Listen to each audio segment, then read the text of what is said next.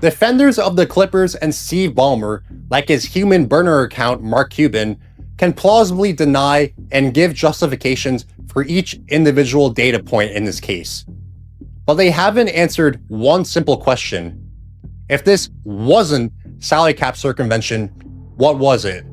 Seriously, what's the innocent explanation for paying Kawhi more than Robert Downey Jr., Leonardo DiCaprio, and Drake combined to do absolutely nothing other than stay on the Los Angeles Clippers?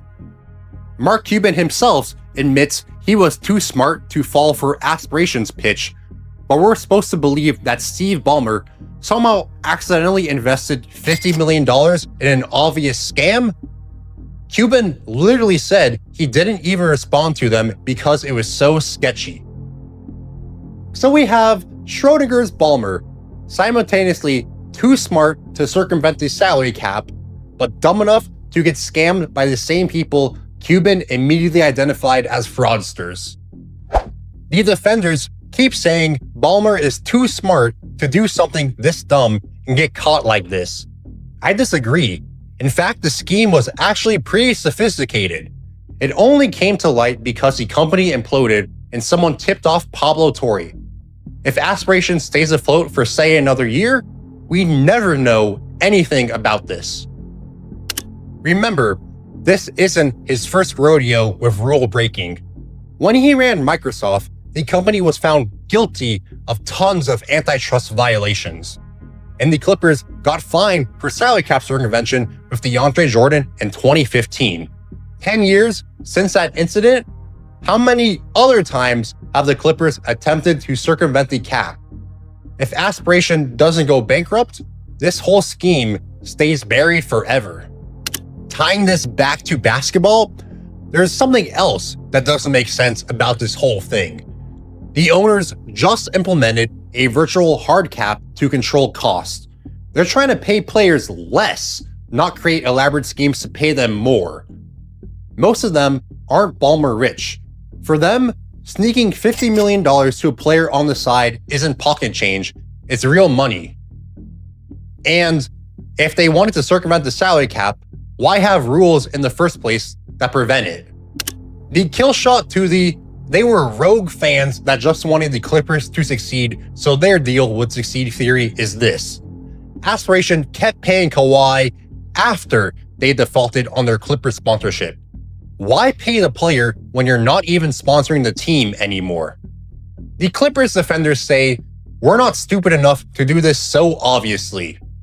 My guy, have you seen how many draft picks you have? How you constructed your roster over the past 6 years? How you traded away the MVP Shai Gilgeous-Alexander for the privilege of watching Kawhi in street clothes? Being stupid is kinda your thing. Help me, Mahmoud!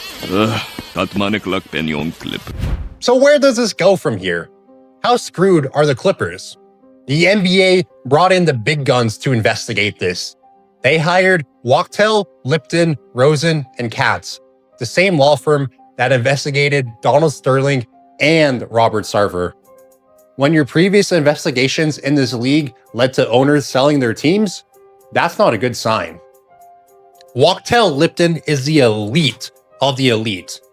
You might say they're the Michael Jordan of law firms. The bonuses for first-year associates there are equivalent to the starting salary at other big law firms, but you need to have a lot of billable hours. So they get paid greatly for great work, and with this investigation, Steve Ballmer is going to get billed for his own investigation. That's right, the cost of investigating him comes out of his own pocket. It's like making a bank robber pay for his own trial.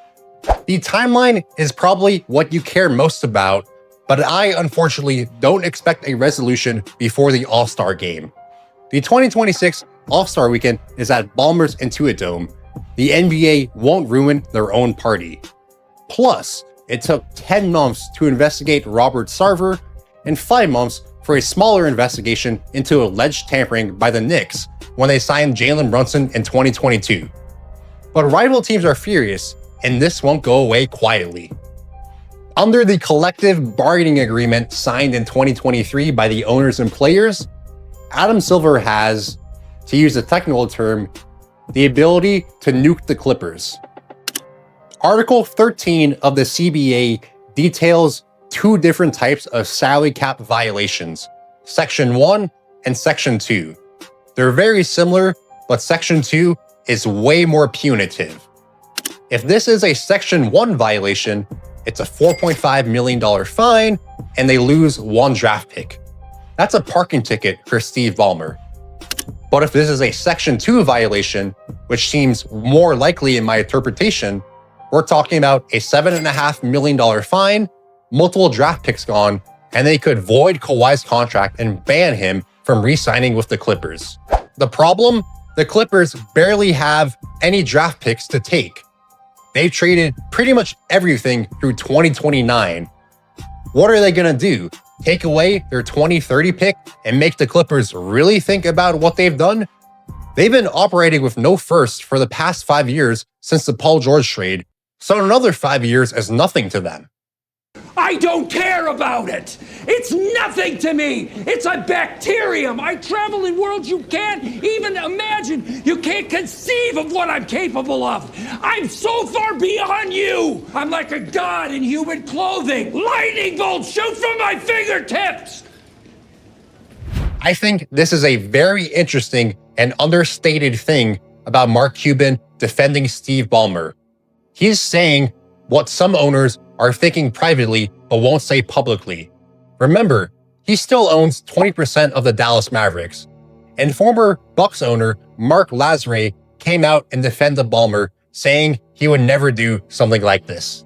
These guys are protecting their own, because if Ballmer goes down, who's next? Will the NBA investigate why Mark Cuban paid Dirk Nowitzki below his fair market value? Some owners want blood. Others are probably terrified their closets will be investigated for any skeletons they may be hiding. Some people think Ballmer's wealth gives him an advantage in a legal fight if he winds up challenging the punishment. I disagree with that. Once you're worth billions of dollars like the NBA, legal fees become irrelevant. There's no lawyer out there charging millions of dollars per hour. The NBA can go band for band with Steve Ballmer in any courtroom. The difference isn't money, it's whether Ballmer wants to get dirty and air out everyone's laundry. For this investigation, Adam Silver is thinking how they can keep the balance between maintaining competitive integrity and not destroying one of the league's marquee franchises and pissing off a very influential voice. And remember who he's dealing with. 29 other owners with competing interests. He's got to thread a needle between guys like James Dolan with their vindictiveness and guys like Herb Simon with their pragmatism. That $10 million salary is looking harder to earn every day. But remember what I brought up at the very beginning of this video. There's knowing and there's proving. So my prediction is the NBA will say they couldn't identify enough circumstantial evidence to fully punish the Clippers under Article 13, Sections 1 or 2 to the full extent allowed by them. They'll give an explanation that will be memed to death and a masterclass in bullshit legal explanations. Don't get me wrong, there will be a punishment of sorts, but it won't be enough to satisfy the public. Probably one first-round pick, but phrased in a way that seems way harsher, like the Clippers don't have control over their picks until 2031.